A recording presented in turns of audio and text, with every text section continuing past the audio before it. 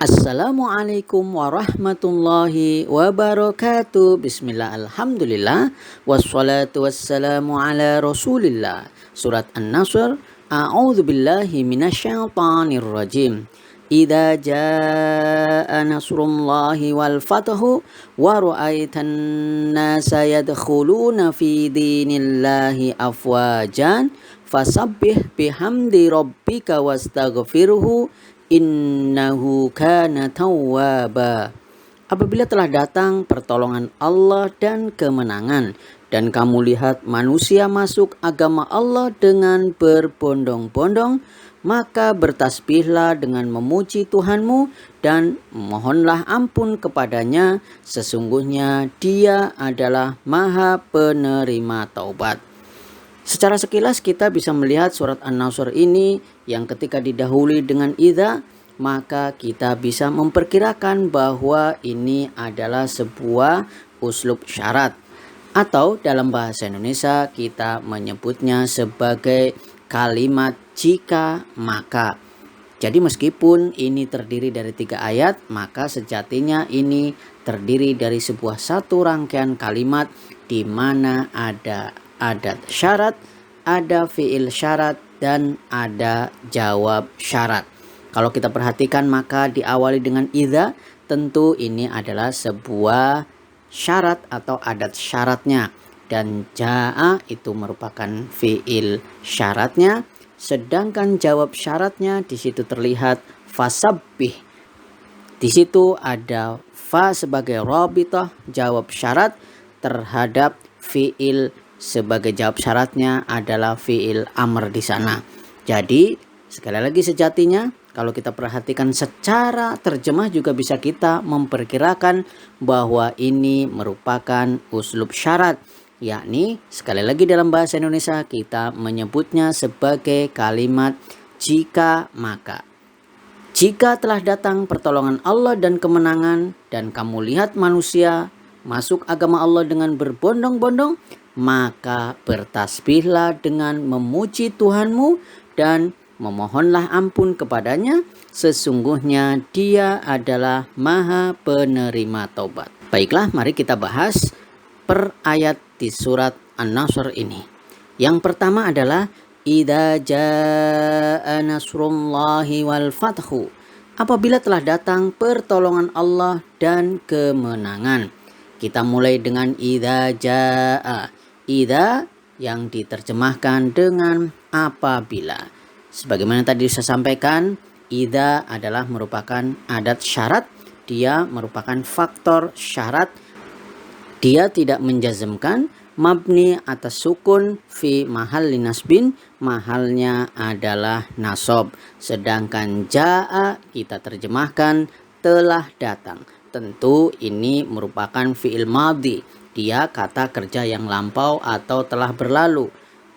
Fi'il madhi tentu saja dia mabni atas fathah di sana karena dia tidak bertemu dengan apapun setelahnya, sehingga jaa diterjemahkan telah datang, dan sebagaimana apa yang disampaikan tadi idza yang merupakan adat syarat dan tidak menjazmkan, apalagi jaa merupakan fi'il madhi yang tentu saja mabni sehingga dia tetap atas fathah di sana.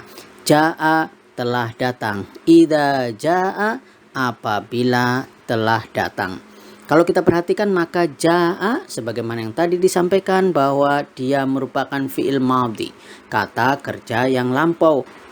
Sebagaimana tadi sudah disampaikan bahwa jaa merupakan fi'il madhi, dia kata kerja yang telah berlalu atau lampau, dan kita bisa mentasrifnya secara istilahi maupun secara lughawi. Secara istilahi tentu dimulai dari fi'il madhi, fi'il mudhari, masdar, fa'il, maf'ul, fi'il amr maupun fi'il nahyinya adalah jaa, yaji'u, maji'an, ja'in, maji'un, ji, la taji. Dan ketika kita mentasrif secara lughawi dari huwa huma hum, hiya huma hunna, anta antuma antum, anti antuma antunna, ana nahnu, jaa jaa ja'u, ja'at ja'ata ji'na, ji'ta ji'tuma ji'tum ji'ti ji'tuma ji'tunna, ji'tu, ji'na. Apa itu? Fa'il yang dimaksud di sini adalah nasrullahi, pertolongan Allah. Nasru, sebagaimana tadi disampaikan, dia merupakan fa'il atau pelaku. Ingat, fa'il atau pelaku tentu masuk dalam marfu'atul asma, isim-isim yang marfu. Tanda rofa'nya adalah dhammah di bagian akhirnya. Dan kebetulan nasru merupakan mudhof, sebagaimana kita pahami nasrullahi merupakan idhofah, tumpukan kata atau frase yang terdiri dari nasru sebagai mudhof dan Allahi lafdzul jalalah sebagai mudhofun ilaih. Sehingga kita paham mudhofun ilaih wajib majrur, dan karena lafdzul jalalah masuk dalam isim yang mufrad, maka tanda jarnya adalah harokat kasroh di bagian akhirnya. Berikutnya adalah wal fathu. Wal fathu artinya dan kemenangan. Wawu di sini tentu kita paham dia adalah huruf athof mabni alal fathi, tetapnya atas fathah di sana, sedangkan al fathu merupakan isim yang merupakan isim maktuf. Dia tentu maktuf ala nasru. Sehingga kita ingat, kita sedang membicarakan tentang tabi.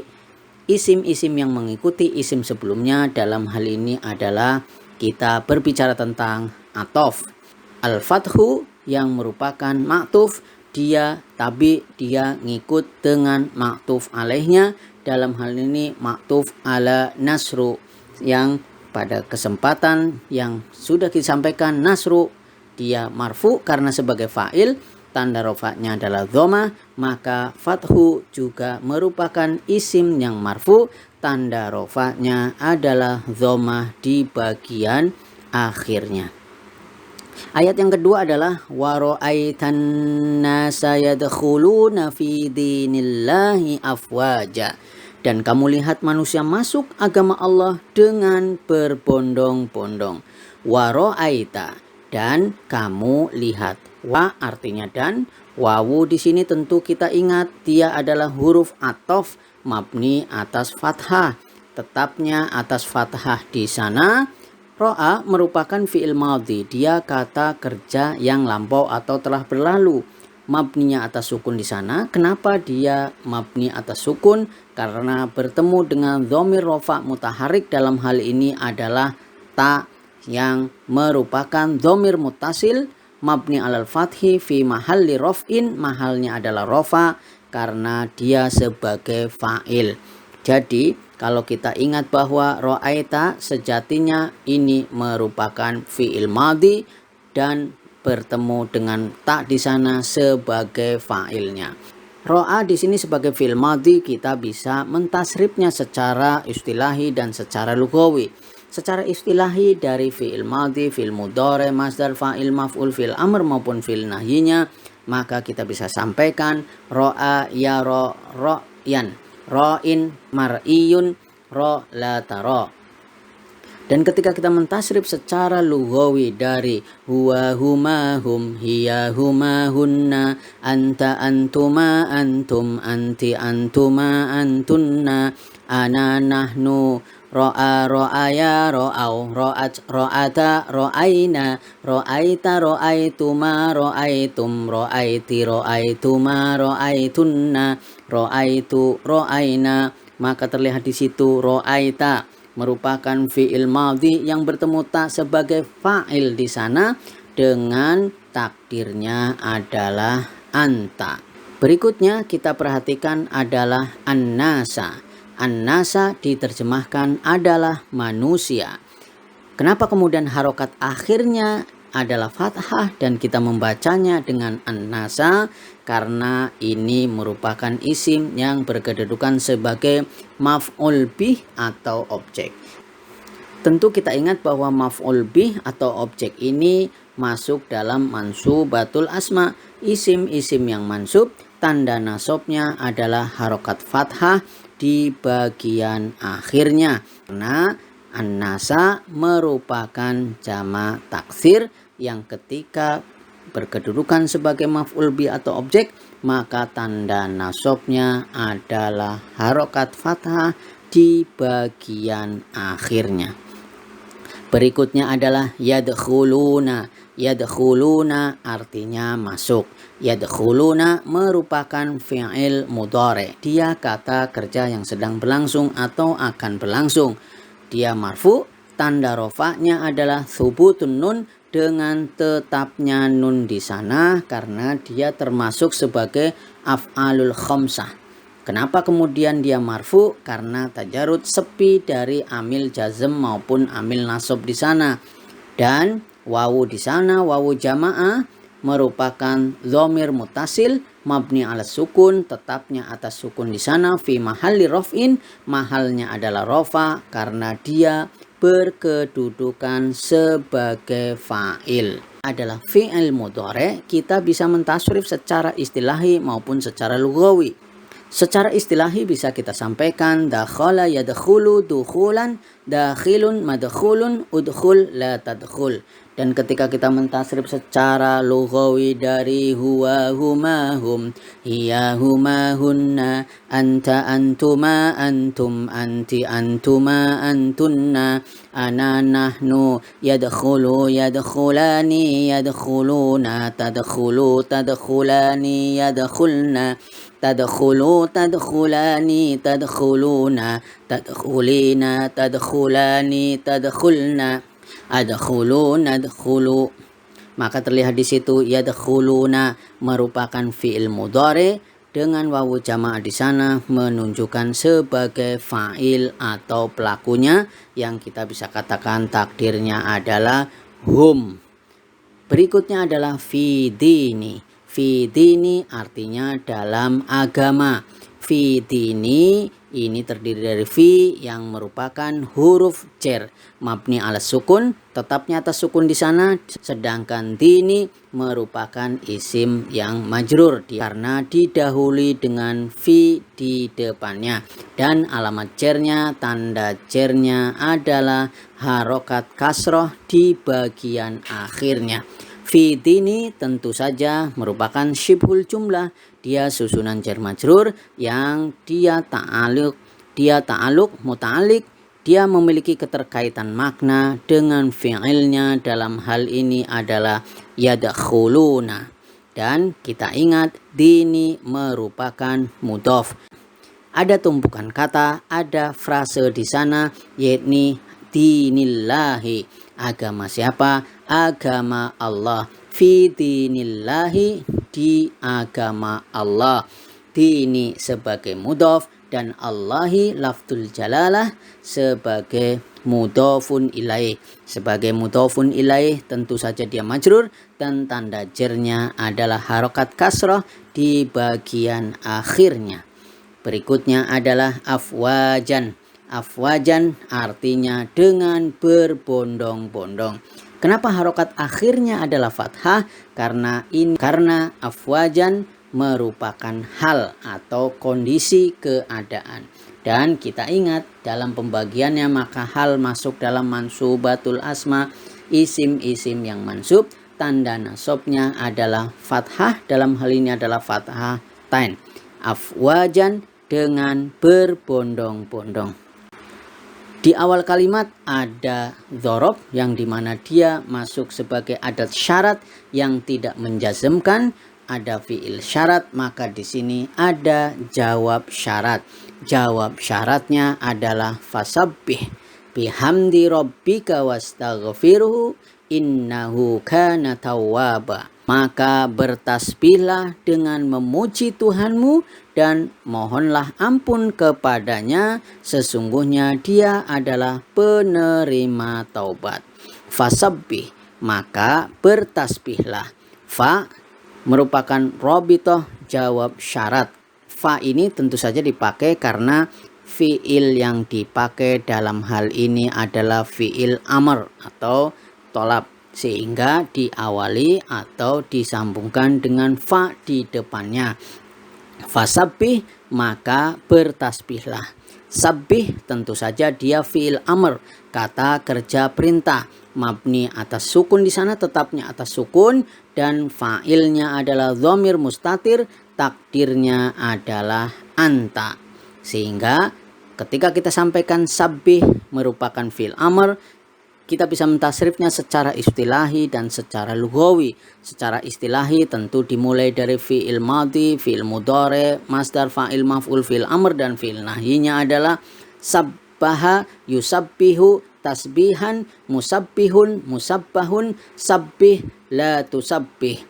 Dan ketika kita mentasrif secara lughawi, karena ini adalah fi'il amr yang tentu saja kita sedang berbicara dengan fa'il atau dhomair yang berkaitan dengan yang mukhatab, maka dimulai dari anta, antuma, antum, anti, antuma, antunna, sabbih, sabbiha, sabbihu, sabbihi, sabbiha, sabbihna.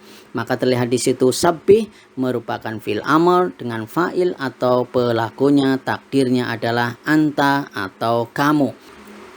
Berikutnya adalah bihamdi. Bihamdi artinya dengan memuji. Bihamdi tentu saja ini adalah susunan jar majrur, masuk sebagai syibhul jumlah, terdiri dari bi yang merupakan huruf jar dan hamdi yang merupakan isim yang majrur karena diawali dengan bi. Bi tentu saja huruf jar, dia mabni atas kasroh di sana, tetapnya atas kasroh di sana, sedangkan hamdi yang merupakan isim yang majrur karena didahului dengan bi, dia dalam isim-isim yang majrur, tanda jarnya adalah harokat kasroh di bagian akhirnya. Dan hamdi ini merupakan mudhof, yakni karena bihamdi rabbika merupakan susunan idhofah. Bihamdi merupakan mudhof, rabbika merupakan mudhofun ilaih. Sehingga kenapa kemudian Rabbika yang kita terjemahkan Tuhanmu, harokat akhir dari Robbi ini adalah kasroh karena dia isim yang wajib majrur sebagai mudhofun ilaih. Tetapi pada saat yang sama Robbi ini juga merupakan mudhof. Mudhof ilaihnya adalah al-kaf di sana, yakni Tuhan. Tuhan siapa? Tuhan kamu. Sehingga Rabbika merupakan juga susunan idhofah. Jadi bertumpuk Rabbi pada saat yang sama dia bihamdi Rabbi sebagai mudhofun ilaih, sehingga dia menjadi harokat akhirnya adalah kasroh, dan Rabbika juga merupakan susunan idhofah. Rabbi akhirnya kemudian berkedudukan sebagai mudhof dan al-kaf di situ menjadi mudhofun ilaih. Tetapi kita ingat karena al-kaf di situ merupakan isim dhamir, tentu tanda jarnya tidak terlihat di sana. Berikutnya adalah wastaghfirhu, dan mohonlah ampunannya. Wastaghfirhu terdiri dari wa sebagai huruf athof. Tentu saja ketika ada huruf athof dia menghubungkan fi'il dengan fi'il atau kadang menghubungkan isim dengan isim. Dan untuk case yang sekarang wastaghfir, tentu saja wawu athof ini menghubungkan fi'il atau kata kerja dengan fi'il sebelumnya. Jadi sama-sama fi'il amr. Jadi istaghfir merupakan fi'il amr mabni ala sukun, mabni tetapnya atas sukun di sana, dan fa'ilnya adalah dhamir mustatir, takdirnya adalah anta. Sedangkan alha kita baca hu di sana merupakan dhamir muttasil mabni atas dhammah fi mahalli nasbin maf'ul bih. Dia mahalnya adalah nasab karena sebagai maf'ul bih.